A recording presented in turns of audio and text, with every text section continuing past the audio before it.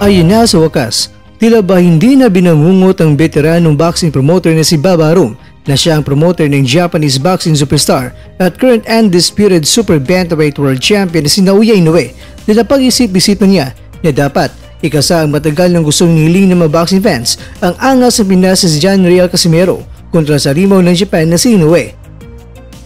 At hindi lang yan, dahil gusto rin niya na ikasa ang Inoue kontra kay Murodjon Akhmadaliev. Pero dapat ang laban ay sa bansang Japan. Okay, mga idol, agree ba kayo na dapat hindi ito yung kulay? Agree ba kayo? Yumir Marshall binisita ang kwarto ng kapwa Olympian na two-time Olympic medalist na si Nisi Petesio. Marshall may magandang mensahe. Ito po ang mapinagbabatayan ng ating kwentuhan. Kaya tara, kwentuhan na!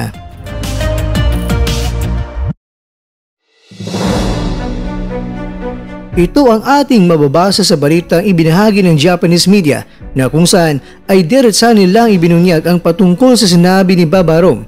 Rumesba kasi itong si Arum mga kwento sa mga taong binatikos ang alaga niya na si Inoue kung bakit itong si Inoue ay palagi na lang lumalaban sa bansang Japan. Ayon kay Inoue, kahit na gugustuhin man niya na lumaban sa labas ng kanyang lungga, pero ang laban niya talaga ay nakadepende yan sa kanyang promoter. Kaya kung ang gusto ng promoter ng laban ay sa Japan at hindi sa Amerika o Saudi Arabia, ay wala siyang magagawa raw nito. Pero kung si Arum naman ang ating tatanungin, pati mismo si Inoue ang may gusto na sa Japan lang lagi ang mga laban niya sa ngayon, ano ba talaga mga maglolo? Well, kakwento, ang nakikita kasi ni Arum na isang napakahalagang dahilan bakit sa Japan ang laban ay dahil ito sa magandang epekto nito sa ekonomiya ng Japan na mas magbibigay ng malaking ambag sa pagunlad ng ekonomiya sa Japan. Kaya dito na nabanggit ni Arum kung sino nga ba ang mga boksingero na dapat ikasa niya na talagang dudumugin ng mga Hapon kung sakaling may kasana niya ito. Dahil gusto pa naman ni Inoue na mananatili si Inoue sa Super Bantamweight Division ng 2 mga taon. Kaya ayon kay Arum, wala nang masyadong mga bigating mga contender sa Super Bantamweight Division. Kaya dito na binanggit ni Arum ayon sa Yahoo News Japan ang pangalan ni Casimero at ni Akhmadaliev. Nako, nakaplano na pala ni Arum na dapat ikasa niya ang mga laban na ito, pero dapat daw sa Japan lang gaganapin ang laban. At sinabi pa niya na ang bakbakan ng 2 mga boksingero nito kontra kay Inoue ay isang attractive card ito para sa mga Japanese boxing fans. At gusto pa niya na sa Tokyo Dome sa Japan dapat gaganapin ang showdown ng mga mandirigma. Dapat gawin ito ni Inoue ayon kay Arum kung gusto pa ni Inoue na siya ang magiging center of attention sa boxing sa buong mundo. Kaya ayon kay Arum, kinakailangan talaga ng mga laban na magugulat ang buong mundo ang dapat ikasa niya kay Inoue. At kung mangyari ito mga kwento, ang halaga ni Inoue bilang isang boksingero ay talagang mas tataas pa ito. Samantala, labis-labis naman ang tuwa ni Marshall sa pagbisita sa kwarto ni Petesio at meron siyang mga ibinunyag sa nangyaring laban ni Petesio at ano ang buhay ng isang boksingero sa Olympics at sa professional boxing. Kaya tara ating panuorin at pakinggan si Yumir Marshall at syempre, video courtesy po tayo sa kanya. Agree ba kayo na dapat hindi ito yung kulay? Agree ba kayo? Comment nga kayo dyan kung agree kayo, pero ano to mga idol? Grabe, treasure to. Hindi ko alam kung ano yung feeling mo ngayon ba, pero parang kung ako siguro to, hindi ko alam, hindi ko ma-explain. Grabe mga idol. Grabe, treasure to. Hindi ko alam kung ano yung feeling mo ngayon ba, pero parang kung ako siguro to, hindi ko alam, hindi ko ma-explain. Grabe mga idol. Iba to. Iba to, hindi mo to basta-basta makukuha lang.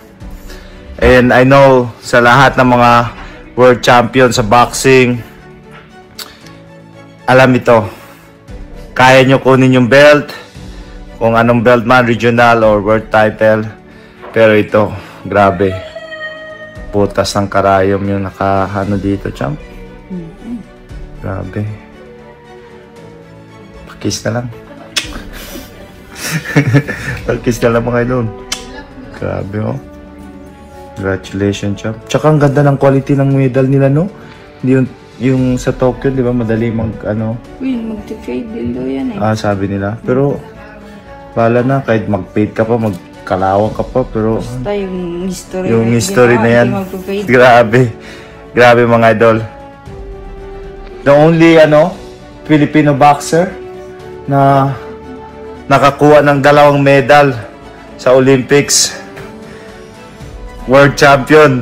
silver and gold medalist, SEA Game, Asian Game next. Hopefully, Grabe mga idol. kaya pa sa buto-buto. Parang ayaw ko, champ, ayaw ko i-off tong video. Gusto ko lang ipakita sa mga... Iba yung feeling mga idol, oh. Lalo na parehas kami mga atleta. Iba yung feeling na makawag ng ganito. Grabe mga idol. Wow. Bibili na lang ako siguro sa Lazada nito. Meron na sa Lazada nito eh. Nakita ko eh. Pero grabe, champ. Amazing. Congratulations ulit, champ. Grabe. Lahat. You deserve talaga. You deserve. You deserve. Hindi nila alam yung behind the scene pero you deserve. You deserve and you deserve more. So ayan mga idol, thank you so much sa pagsuporta nyo sa Filipino athlete, sa lahat ng sumuporta dito sa amin, sa lahat ng nagpuyat para suportahan yung mga laban namin, laban ni Nesty. Maraming salamat and kung mga solid idol dyan, bisitahin nyo po yung page ni Nesh, yung Nesty Peticio.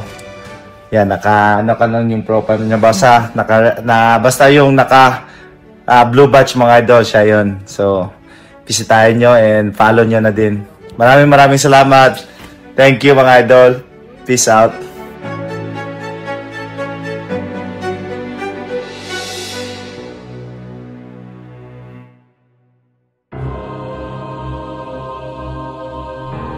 Mga kakwento, nako, si Bob Arum na mismo ang may gusto. Monster ng Japan na si Inoue kontra sa angas ng Pinas na si Casimero. Pero, meron lang siyang isiningit na naman. Pwedeng may kasa pero dapat ang laban ay sa bansang Japan. Ang mga impormasyon na ito ay aking ibinahagi lamang, mga kababayan. Dahil ito ang balitang ibinahagi ng Yahoo News Japan.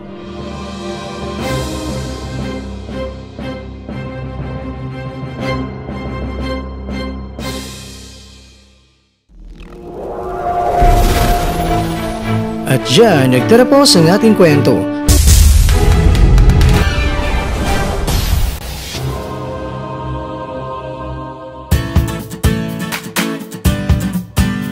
Maraming salamat mga kakwento sa inyong panonood. Pero baka naman mga kakwento ay nagustuhan niyo po ang kwento natin ngayon, baka pwede niyo po akong mabigyan dyan ng like, subscribe at pa-click na rin sa bell button.